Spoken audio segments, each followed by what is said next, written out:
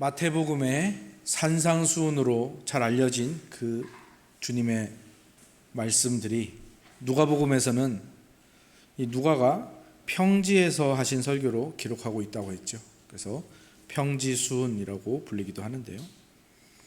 이것은 지난주에 말씀드렸던 것처럼 이 평지가 높지 않은 그 산 위에 있는 구름 같은 곳이어서 평지수훈으로 불리든지 아니면 진짜 평지에서 가르치셨는데 그 내용이 산상수훈의 말씀들을 또다시 반복하셔서 전했는지 두 가지 가능성이 있지만 둘 다 그렇게 크게 중요한 것 같지는 않고요. 중요한 것은 바로 이 수훈에 나오는 내용들이 바로 예수님의 제자가 반드시 따라야 하는, 그리고 반드시 살아내야 하는 그러한 내용이라는 것이죠. 지난주에는 제자들이 어떤 사람이어야 하는가를 예수님께서 복과 화, 이렇게 두 가지를 세 가지씩 들어서 이렇게 가르치시는 말씀을 나누었죠. 그래서 우리가 자신도 모른 채 자연스럽게 원하는 것, 그게 이제 부자의식으로 대표됐죠. 이 부자의식에 화와 불행이 있고요. 우리가 본능적으로 피하고 싶은 가난하고 낮아지고 애통하고 상한 심령, 그 상한 심령에 하나님이 주시는 진정한 행복이 찾아온다라는 것, 그것을 함께 나누었죠. 그러니까 제자들이 어떤 사람이어야 하는 것입니까? 세상의 가치를 따라가는 것이 아니라 하나님이 기뻐하시는 것이 무엇인지를 보고 그것을 찾아가는 것, 거기에 제자도가 있고 우리의 행복이 있다라는 것을 함께 나누었죠. 오늘 함께 읽은 본문의 내용들은요, 그렇게 복음으로 행복한 자가 어디로 한 걸음을 내딛어야 하는지를 알려주는 그런 내용입니다. 그리고 그것은 오늘 우리가 함께 읽은 말씀에 잘 나타나 있죠. 아마 성경의 제목이 이렇게 걸려있는 성경들도 있을 겁니다. 제 성경에는 원수를 사랑하라 라고 되어 있네요. 그리고 제가 오늘 말씀 제목을 원수를 사랑할 수 있을까 라는 제목으로 지었는데요. 그것은 바로 예수님께서 그렇게 제자가 된 복음으로 행복한 자가 어디로 한 걸음을 내디뎌야 한다고 말씀하시는 겁니까? 원수를 사랑하는 대로. 그것이 바로 예수님의 명령이고 예수님의 제자도라는 것이죠. 조정래 작가가 쓴 책에 이런 이야기가 나옵니다. 어떤 남자가요, 죽기 바로 직전에 아내에게 유언을 남깁니다. 여보, 내가 죽거든 당신은 저 건너편 김 사장하고 재혼하십시오. 아내가 깜짝 놀라서 말합니다. 아니 여보, 그게 무슨 소리예요? 그 인간은 당신을 망친 원수인데 원수를 갚으라고 해야지 재혼을 하라니 그게 말이 돼요? 남편이 말합니다. 아니야, 그게 가장 확실하게 원수 갚는 방법이야 하고 죽었다는 이야기. 이 남자의 원수는 한 명이 아니었던 것 같죠? 이런 이야기도 있습니다. 옛날 태국에서는요, 흰 코끼리를 그 신이 환생한 것, 영물로 생각했다고 합니다. 그래서 흰 코끼리가 태어나거나 발견이 되면 반드시 왕에게 바쳤다고 하죠. 그런데 이 태국 왕들은요, 이 흰 코끼리를 어떻게 사용했느냐 하면은 그 왕이 미워하는 사람, 왕이 망하게 하고 싶은 사람, 그 사람에게 선물로 보냈다고 합니다. 얼핏 보기에는 이 흰 코끼리가 귀한 동물이니까 선물인 것 같지만 사실은 그 자체가 형벌인 거죠. 왜냐하면 코끼리가 먹는 양이 엄청납니다. 적은 코끼리가 하루에 먹는 게 100kg, 큰 코끼리들은 300kg, 더 많이 먹는 애들은 450kg까지 먹는데요. 이 말이 됩니까? 그 코끼리의 식사를 책임질 수 있는 사람은요, 현대의 이 동물원을 운영하는 그 정도, 그 당시 옛날에는 한 왕국의 왕 정도는 되어야 그것을 감당할 수가 있는 거죠. 그러니까 보통의 사람들에게, 왕이 아닌 사람에게 흰 코끼리를 선물하는 것은 어떤 일이 되겠습니까? 망하라는 겁니다. 그리고 그냥 코끼리도 아니고 영물이기 때문에 신처럼 극진하게 대접을 해야 되고요. 조금이라도 병이 생기거나 조금이라도 몸이 빠지거나 그러면 바로 형벌을 받는 거예요. 그러니까 이 흰 코끼리를 받은 사람은 그 코끼리에 매여 살다가 모든 재산을 다 날리고 파멸해 버린다고 하죠. 이것도 고대의 복수 그리고 원수를 갚는 그런 이야기인 것이죠. 복수, 원수를 갚는 것, 이런 이야기들이 옛날 이야기도 이렇게 많이 나오고 유머에도 많이 나오고 또 현대의 영화에도 많은 소재로 원수를 갚는 것, 그래서 사적 복수하는 영화들이 너무나도 유행하고 있죠. 그러니까 이 세상의 가치관이 어디에 있는 것을 알 수가 있습니까? 원수는 반드시 갚아야 한다. 그러면 이 세상의 가치관에 반대되는 이야기가 뭐겠습니까? 오늘 예수님이 하신 말씀, 원수를 사랑하라라는 거죠. 이 원수를 사랑하라라는 이야기는요, 이 세상에서 다른 어떤 곳에서도 찾아볼 수 없는 아주 독특한 이야기입니다. 제가 좋아하는 목사님 중에 존 파이퍼 목사님이라는 분이 계신데, 이분이 박사 학위를 받으려고 논문으로 쓴 제목이 내 원수를 사랑하라, Love Your Enemy라는 그 유명한 논문인데요, 이 목사님이 이 논문을 쓰기 전에 어떤 일을 하셨는가 하면요, 그 신약 성경이 쓰여진 그 당시로부터 해가지고 쭉 그 뒤쪽으로 해서 모든 문헌들을 막 뒤지는 거예요. 특히 철학이라든지 종교 문서, 그러니까 이 당시에 그 그리스 로마 문화권에 있는 모든 그 철학 책들, 그 다음에 종교 문서, 윤리에 대한, 도덕에 대한 책들 다 엄청나게 조사를 한 거예요. 그런데 그 어느 곳에서도 원수를 사랑하라는 수준의 윤리를 말하는 종교와 철학을 발견하지 못했다고 합니다. 그래서 이분은 그 결론을 그렇게 내리는 거예요. 그래서 결론을 이렇게 내리는 겁니다. 기독교라는 건 사람에 의해서 발명된 것일 수가 없다.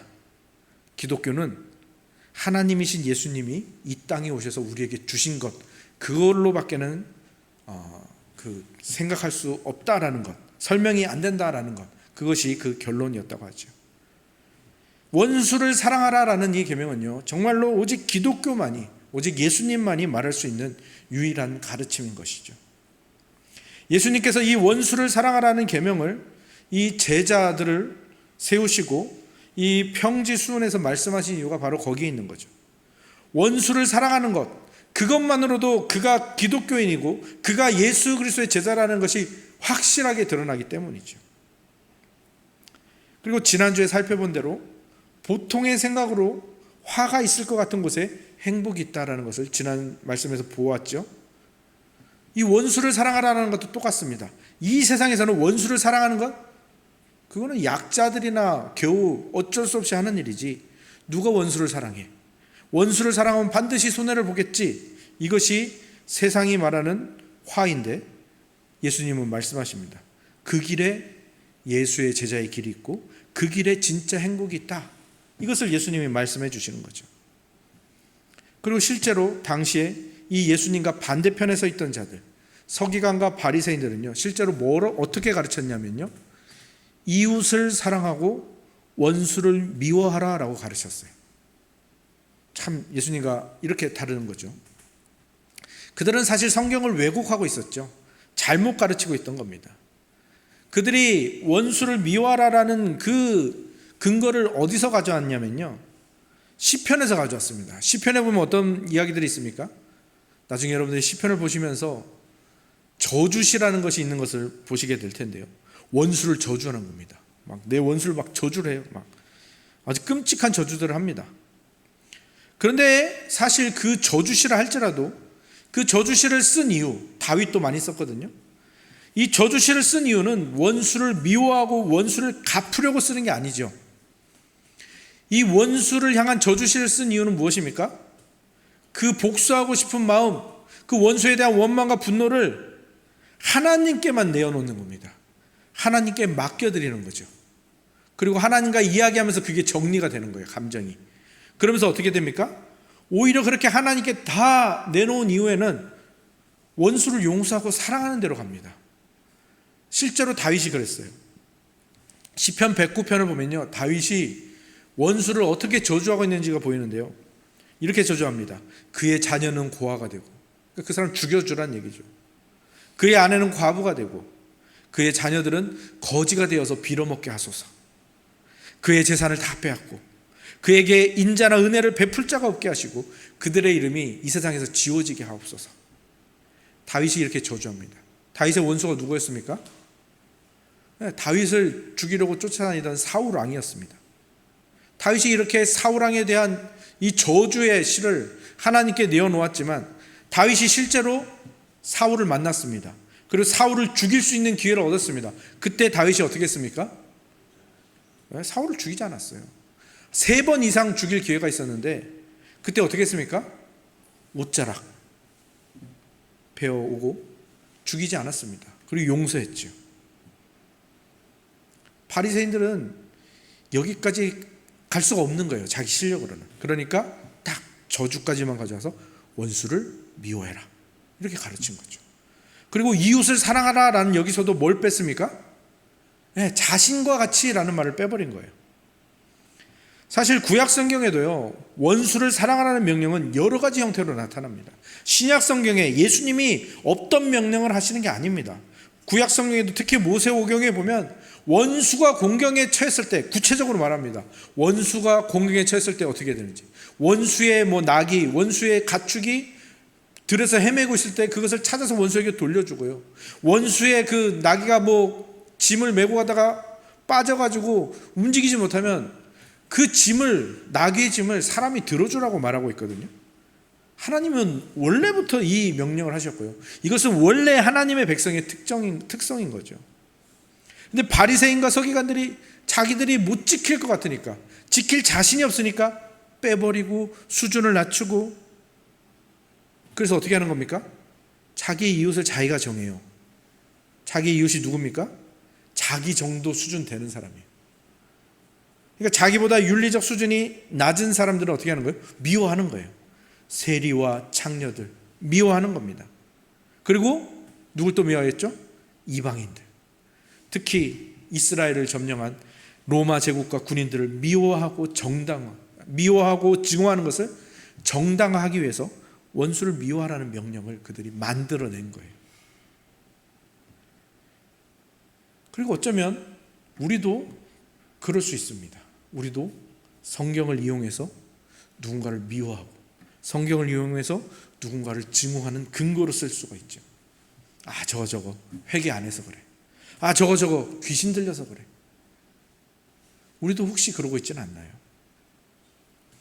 원수를 사랑하는 것이 구약과 신약 모두에 나타나는 하나님의 명령이고, 그 안에 우리의 행복이 있다는 것은요, 예수님이 여기서 다시 한번 원수를 사랑하라라는 이 계명을 짚어주시는 것에 분명해지는 겁니다. 우리는 원수를 사랑하는 대로 가야 되는 거죠. 그럼 우리의 원수는 누구죠? 여러분의 원수는 누구입니까? 아마 제가 이 질문을 하는 순간 여러분의 머릿속에 떠오른 바로 그 사람이 원수입니다. 우리 자신이 제일 잘 알거든요. 내 원수, 나에게 손해를 끼친 사람, 나에게 폭력을 쓴 사람, 나를 모욕한 사람, 나를 미워하고 씻을 수 없는 상처를 준 사람, 그리고 내가 못하는 어떤 것을 한 사람, 여러 사람도 있을 거예요. 그리고 가족 중에도 원수가 있을 수 있고요, 직장이나 이웃에도 원수가 있을 수 있고요, 교회 지체 중에서도 원수가 있을 수 있죠. 어쩌면 그렇게 가까이 있는 사람일 수도 있고요, 정말 가족일 수도 있기 때문에, 그리고 그래서 더 끔찍한 상처를 받았을 수 있기 때문에, 사실 이 원수를 사랑하라는 이 계명만 봤을 때는요, 이 계명은 어떤 누군가에게는요 정말 가혹한 명령일 수도 있습니다. 말로 표현할 수 없는, 남에게 감히 얘기할 수 없는 그런 피해를 당한 사람이라고 한번 생각해 보십시오. 그 사람에게 원수를, 그 상대방을 사랑하라는 명령은요, 그 사람에게는 폭력입니다. 그렇지 않습니까? 그럼에도 불구하고 예수님이 왜 원수를 사랑하라라는 명령을 하시는 걸까요? 그것은 예수님이 분명히 하시는 거예요. 이 원수를 사랑하는 계명이 그 모든 것을 다 뛰어넘을 만큼 중요한 계명이라는 거죠. 예수님의 제자라면 반드시 도달해야 되는 그러한 아주 중요한 필수 불가결한 계명이라는 것을 강조하시는 거죠. 그것을 어떻게 표현하시는가 하면 35절을 보시기 바랍니다. 우리 35절을 같이 한번 읽어볼까요? 35절입니다. 시작. 오직 너희는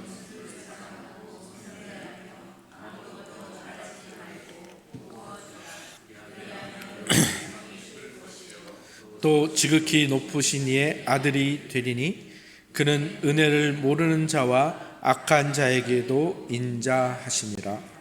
아멘. 원수를 사랑하는 자에게 하나님이 주고자 하시는 상이 엄청나게 크대요. 그것뿐만 아니라 원수를 사랑하는 자는 어떤 존재가 된다고요? 지극히 높으신 이의 아들이 된대요. 그러니까 하나님의 아들이 되는 것, 그 조건이 뭐예요?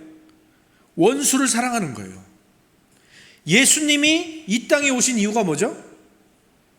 하나님과 원수가 되었던 우리를 다시 하나님의 아들이 되게 하려 하시는 거잖아요. 근데 그 하나님의 아들이 되기 위한 조건처럼 보이는 게 뭡니까? 원수를 사랑하는 거래요.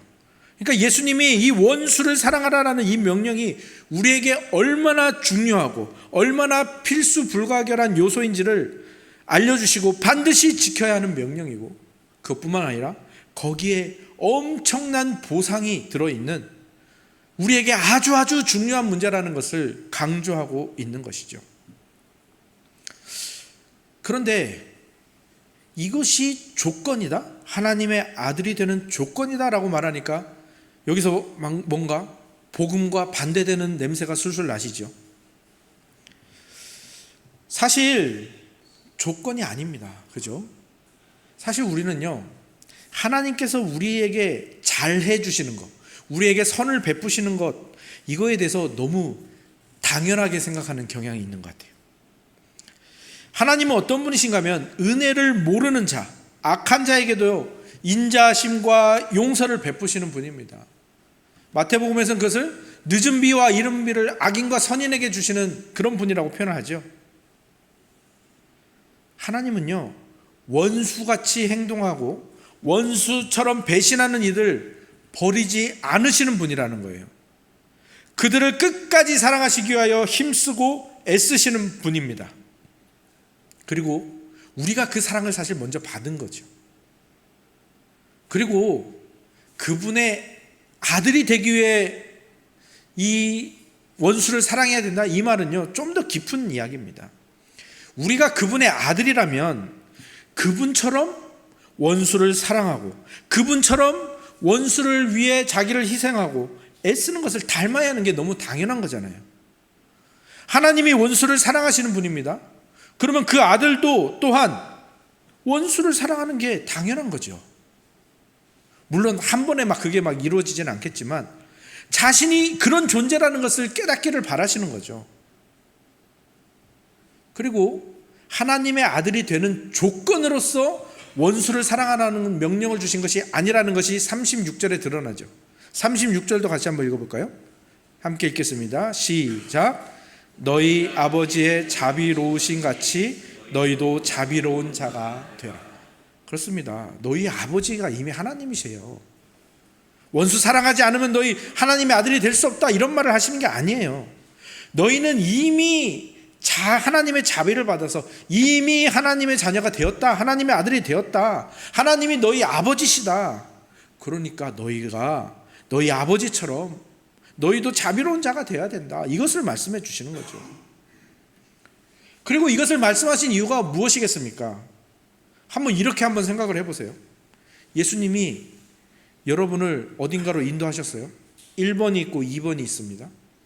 1번은 어딘가 하면은 어떤 사람들이 모여 있는가 하면은 원수를 미워하고요, 자기 수준에 맞고 자기와 뭔가 뭐가 통하는 그런 사람들만 좋아하는, 같은 민족만 좋아하고 자기랑 비슷한 사람들만 좋아하는 사람들이 모여 있는 1번이 있습니다.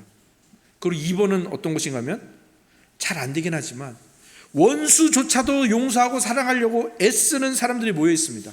정말 나랑 안 맞고요, 정말 나에게 자꾸 피해를 주고요, 정말 나를 못나 보이게 만들고요, 그런 사람들이 있는데도 포기하지 않고 사랑하려고 애쓰고 힘쓰는 자들이 모여 있습니다. 여기가 2번입니다. 1번과 2번 중에 어디가 천국이겠습니까? 1번이 천국이겠습니까? 1번은 절대 천국이 될 수 없는 거죠. 2번이 천국에 가까운 곳이죠. 그러니까 예수님이 우리를 어디로 인도하려고 하시는지가 보여지는 것이죠. 하나님이 원수를 사랑하신다. 원수를 사랑하시는 분이 너희 아버지다. 그 너희 아버지인 하나님의 아들이 되기 위해서는 원수를 사랑해야 한다. 너희 아버지의 아들이 되기 위해서는 뭔가 말이 안 되는 것 같죠. 너희는 하나님의 아들인데 원수를 사랑하면 하나님의 아들이 될 거야. 이게 무슨 말입니까? 말은 안 되는데 이해는 될 것 같죠. 그러니까 이미 하나님의 아들이 되었는데 더욱 하나님 아들답게 사는 법을 알려줄게. 그게 바로 하나님처럼 하는 거야. 원수를 사랑하는 거야 라고 말씀해 주시는 거죠. 물론 아까도 말씀드렸다시피 정말 씻을 수 없고 용서할 수 없고 잊혀지지 않는 피해를 당한 피해자의 입장에서는 이 말이 여전히 폭력적으로 들릴 겁니다. 하지만 예수님이 그것을 무시하는 게 아니에요. 그것을 모르시는 게 아니에요. 근데 예수님이 무엇을 말씀하시는 겁니까? 이 명령은 그냥 아무나 지킬 수 있는 명령이 아니라는 거죠. 오직 성령이 임하셔서 하나님의 아들이 된 자만이 수행할 수 있는 명령이라고 말씀하시는 거예요. 너 이렇게 해야 돼가 아니라 너 내가 그런 존재로 만들었어 라고 말해 주시는 거죠. 이 명령을 수행한다면 하나님의 아들이 될 것이다가 아니라 내가 너를 그런 존재로 만들었어. 근데 네가 아직 그게 익숙하지 않은 거야. 그리고 내가 널 그런 존재로 만들기 위해서 이 땅에 왔다니까. 이게 바로 예수님의 외침인 거죠. 그리고 한번 생각해 보십시오. 우리가 그 예수님의 바람대로 정말 원수를 사랑하는 사람, 잘 용서하는 사람이 되었다고 한번 생각해 보십시오. 그리고 우리 안에 있는 나는 절대로 저 사람 용서할 수 없어. 나는 저 원수는 절대 같이 할 수 없어. 하늘 아래 함께 거할 수 없어 라는 그 마음을 드디어 우리가 대항하기 시작했다고 한번 생각해 보세요. 그럼 우리 안에 뭐가 일어나는 겁니까? 우리 안에 인격적인 그 수준과 성품이 점점 훌륭해지고 있는 것이죠. 더욱더 사랑스러운 사람이 되어가고 있는 것이고요. 더 많은 사람들을 사랑하고 그 이전보다 더 많은 사람들을 품을 수 있는 넓은 존재가 되어가고 있는 것이죠. 예수님이 바라시는 것이 거기에 있는 것입니다. 그리고 한번 반대로 한번 생각해 보십시오. 우리가 먼저 그 사랑을 받았습니다. 오늘 본문의 이 가르침을 듣고 있는 제자들이 그 사랑을 먼저 받았지 않습니까? 그런데 이 가르침을 먼저 받은 제자들도 그렇고 오늘날 우리도 그렇고 사실 어떻습니까? 우리는 하나님의 아들답게 살아가고 있나요? 우리의 모습을 보면 하나님의 원수처럼 행동하고 있나요? 저는 많은 경우에 하나님의 원수처럼 행동하고 있어요. 제자들은 더욱 그랬습니다. 어떤 신학자가 이렇게 정리를 한 게 있어요. 선을 악으로 갚는 것은 마귀의 일이다. 선을 선으로 갚는 것은 인간의 일이다. 근데 악을 선으로 갚는 것은 하나님의 일이다. 참 명확한 정리죠. 근데 제자들이 이 세 가지 중에 어떤 걸 한 거죠? 제자들은 예수님의 선을 악으로 갚았어요. 마귀의 일을 한 거죠. 우리도 마찬가지죠. 예수님의 선을 악으로 갚을 때가 참 많죠. 그래서 베드로는요 실제로 예수님께 이 사탄아라는 말을 들었어요. 언제 그랬습니까? 베드로의 그 신앙 고백을 한 이후에 예수님께서 말씀하십니다. 내가 이 십자가에 가서 이 사람들 위해서 죽어야 된다. 그랬더니 베드로가 어떻게 했죠? 예수님 그런 일 절대 예수님에게 못 일어나게 할 겁니다. 그러면 안 됩니다. 십자가 지시면 안 됩니다. 죽으시면 안 됩니다. 베드로는 예수님이 원수를 사랑하시기 위해서 십자가로 가시는 그 길을 막았었어요. 왜 막았었을까요? 예수님이 지금 죽어버리면 자기는 아무것도 아닌 게 되니까요. 흔한 시쳇말로 나가리가 되니까요. 그러니까 아무것도 건질 게 안 남을 것 같으니까 예수님을 붙들어 버린 거예요. 자기 중심성, 자기 욕심으로 예수님을 막아선 거죠. 예수님의 선을 악으로 갚아버린 겁니다. 예수님이 뭐라고 하셨습니까? 사탄아, 내 뒤로 물러가라. 선을 악으로 갚는 마귀의 일을 하고 있다고 말씀하신 겁니다. 베드로뿐입니까? 제자들도 다 그랬습니다. 예수님이 악을 선으로 갚으려 가는 그 길에 다 도망갔습니다. 다 배신했습니다. 베드로는 3번이나 또 부인했죠. 예수님께서 이 평지수훈을 하시는 이 순간에도, 그리고 계속해서 십자가를 지러 가셔야 한다고 말하는 그 순간에도 베드로와 제자들은 서로 내가 높다, 내가 높다, 그렇게 싸웠던 사람들입니다. 그리고 십자가를 지시는 그 순간에도 제자들은 하나님의 아들다운 것은 아예 없고 예수님의 원수처럼 행동했죠. 오늘날 우리도 마찬가지죠. 눈앞에 조그만 이익 때문에, 내 조그만 그 자존심 때문에 하나님의 아들됨을 포기하고 하나님과 원수되는 그 길을 선택하는 게 우리의 모습 아닙니까? 그게 오늘 우리의 하루의 일상 아니었습니까? 그럼에도 불구하고 예수님께서는요, 그 제자들이, 그리고 오늘 우리가 하나님의 아들이라는 것과 우리 안에 있는 그 하나님의 아들다움을 발견하고 발휘하게 하시려고 애를 쓰시는 겁니다. 그리고 예수님께서는요, 그것을 몸소 보여주십니다. 나중에 십자가에서도 보여주시지만요, 바로 보여주세요. 이 6장이 평지수훈이잖아요. 6장 끝나자마자 7장에서 어떤 일을 행하시냐면요, 백부장의 종을 고쳐주십니다. 이 백부장은 누굽니까? 그 바리새인과 서기관들이 원수로 규정해 놓은 이방인, 그것도 로마인 뿐만 아니라 로마의 군인 뿐만 아니라 그 로마의 군인의 지휘관이죠.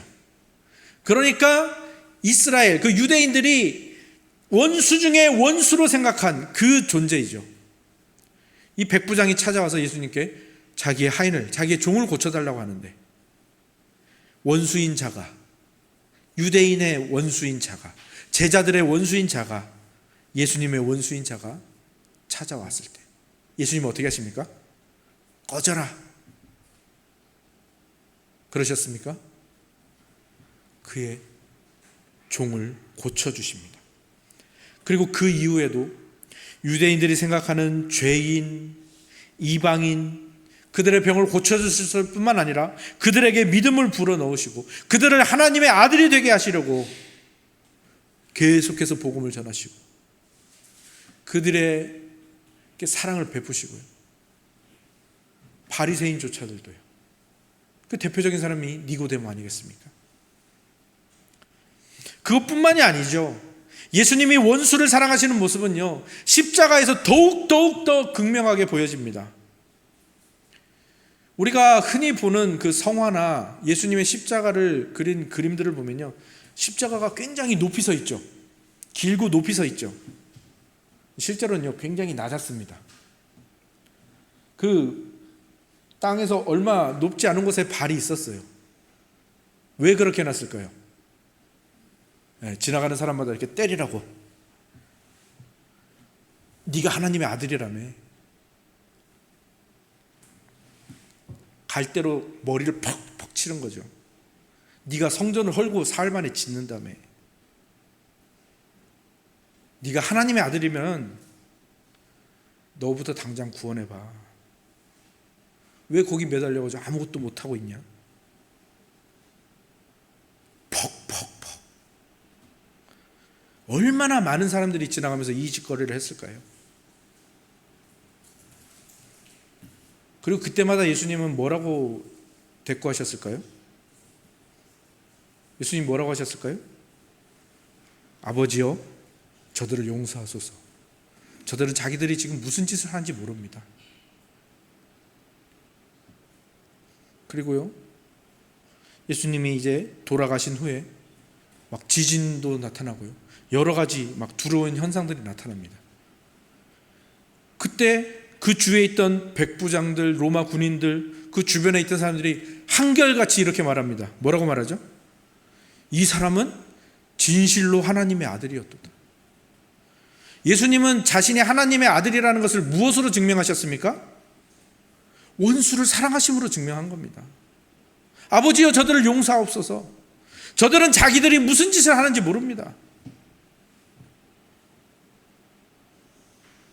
그래서 예수님은요, 이 땅에서 유일하게 원수를 사랑하신 분이시고요, 원수를 위해서 죽으신 분이시고요, 그래서 유일하게 하나님의 아들이라는 칭호를 받기에 합당하신 분입니다.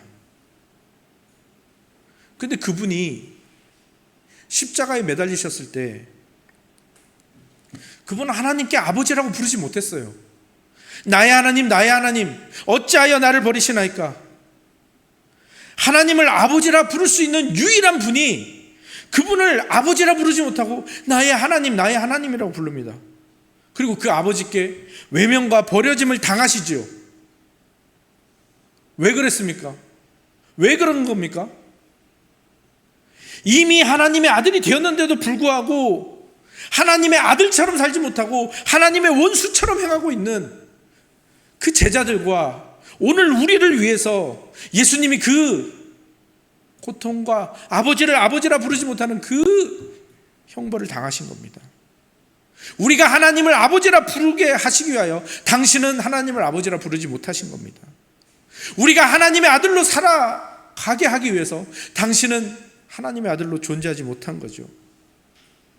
우리의 아들답지 못함, 우리의 그 하나님과의 원수됨, 그 모든 것을 예수님은 끌어안으시고 십자가에서 죽으신 겁니다.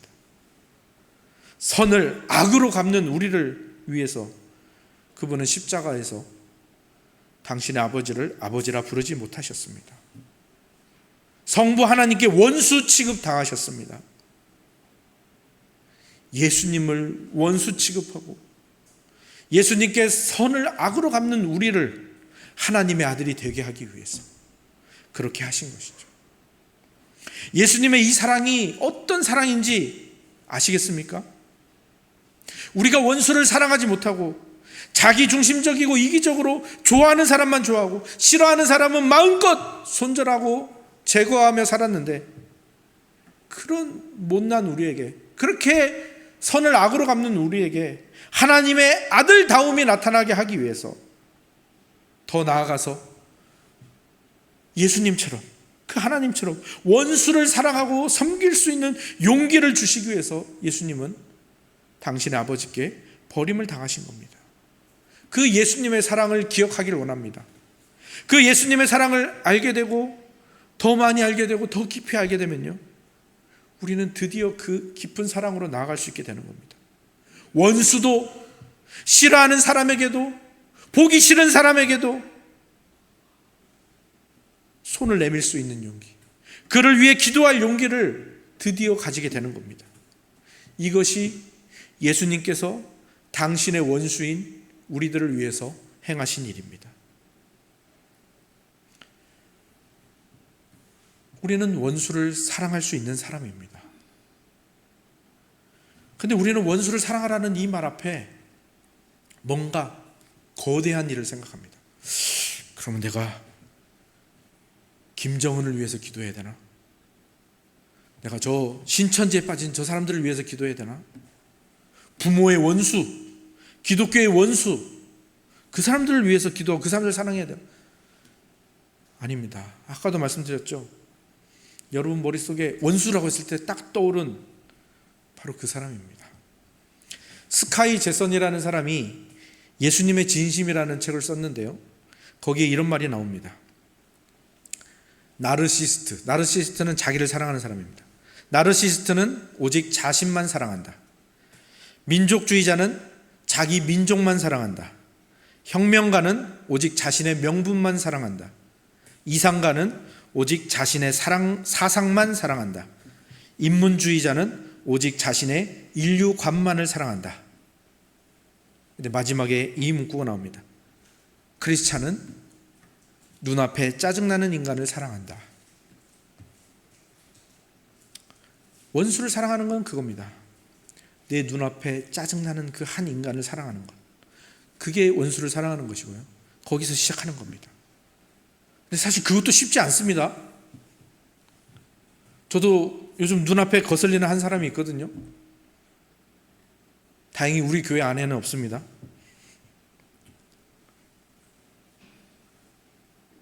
볼 때마다 막 짜증이 납니다. 여러분에게도 있을 겁니다. 직장에 있을 수도 있고요. 가족 중에 있을 수도 있고요. 이웃 중에 있을 수도 있고요. 불행하게도 교회 지체 중에도 있을 수 있습니다. 그 눈앞에 짜증나는 그 한 사람을 용서하기를, 또 사랑하기를 시작해 보시기 바랍니다. 그리고 우리가 죄를 지을 때 정말 내가 이런 생각까지 하는구나, 막 그 혐오스러운 생각, 그게 우리를 막 지배하고 더러운 죄를 지었어요. 남들에게 절대 얘기할 수 없는 그 죄를 짓거나 생각할 때 여러분의 그런 순간들이 있지 않습니까? 저만 있나요? 여러분들이 그런 순간이 있을 겁니다. 그런데 하나님은 그 순간에는 여러분을 사랑하는 것을 딱 정지해 놓고 계실까요? 아니요. 하나님은 그 순간에도 우리를 사랑하십니다. 우리도 누군가 우리를 향해 죄를 짓고 비난하고 손해를 끼치고 끔찍한 죄를 짓고 있는 그 순간에도요, 우리도 똑같이 하나님처럼 그 사람을 사랑하려고 노력해야 됩니다. 잘 안 됩니다. 잘 되는 게 이상한 겁니다, 여러분. 하지만 할 수 있습니다. 우리는 그 길로 가야 합니다. 그리고 이미 그 길로 우리는 가고 있습니다. 그리고요, 난 절대 못해, 난 그런 거 할 수 없는 사람이야 라고 말씀하시겠지만, 하지만 이미 우리는 그것을 하고 있어요. 왜냐하면 우리가 이미 그렇게 사랑하고 있는 대상이 있거든요. 진짜 더러운 생각을 많이 하고, 진짜 내가 싫어하는 행동 되게 많이 하고, 왜 저래? 왜 저렇게 살지? 그런 실수와 죄를 계속해서 범하고 있는데도 우리가 늘 용서하고 늘 사랑하는 한 사람이 있죠. 이게 누구입니까? 자기 자신이죠. 여러분은 여러분 자신이 죄를 짓고 끔찍한 일을 행할 때에도 처음에는 왜 저래 하면서도 그 누구보다 그 자기 자신을 사랑하고 있지 않습니까? 그래서 예수님께서 그냥 이웃을 사랑하라고 하신 게 아니에요. 뭐라고 말씀하셨습니까? 너 자신과 같이 이웃을 사랑하라. 그리고 28절을 한번 보시기 바랍니다. 28절 같이 한번 읽어볼까요? 28절입니다. 시작. 너희를 저주하는 자를 위하여, 네, 원수를 사랑하기 위해서는요, 기도해야 됩니다. 원수를 사랑하는 시작은요, 기도밖에 없습니다. 근데 기도할 때도요, 처음부터 주님 저 나쁜 놈을 사랑하게 도와주세요, 기도 안 나옵니다. 처음에는 아까 다윗처럼 일러 바치는 거예요. 하나님 저 사람 때문에 못 살겠어요. 저 자식 때문에 미치겠어요. 쟤는 왜 저럴까요? 맨날 왜 저렇게 일관적으로 나에게 못되게 굴까요? 하나님 좀 벌 좀 주세요. 다윗처럼 이렇게 그 사람에 대해서 막 혼내주세요, 뒷담화하고. 근데 이걸 사람이랑 하면 죄가 되거든요. 근데 하나님과 이야기하게 되면요, 어떤 일이 벌어질까요? 그 하나님을 생각하게 돼요. 그리고 그 하나님의 나를 위해서, 원수 같은 나를 위해서 아들을 내어주신 것을 생각하게 되고요, 그 하나님의 아들이신 그 예수님이 나는 그 하나님의 아들이 될 수 없는데 나와 그 자리를 바꿔주신 것이 생각나고요, 그런 생각들이 떠올리기 시작할 때 우리 안에서 뭔가가 조금씩 변화되기 시작하는 겁니다. 그리고 거기에서 용서해 볼까? 사울의 목숨을 끊을 수 있는데도 옷자락만 자르고 나온 다윗을 떠올리게 되는 거죠. 그리고요, 번외로 얘기하자면 다윗은 그 옷자락 자른 것도 나중에 애통하면서 회개했어요. 그것조차도 안 했어야 되는데,